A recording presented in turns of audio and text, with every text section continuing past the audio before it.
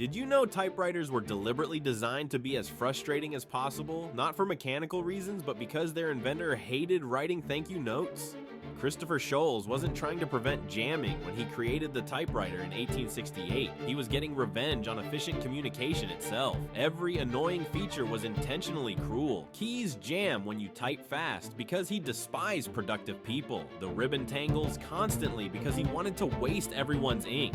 That distinctive ding sound was specifically designed to interrupt deep thoughts at the worst possible moment. Even correction fluid wasn't invented to help writers, but to create an entirely new category of mess to clean up. The QWERTY keyboard layout was his masterpiece of spite, arranged to make typing as awkward as humanly possible.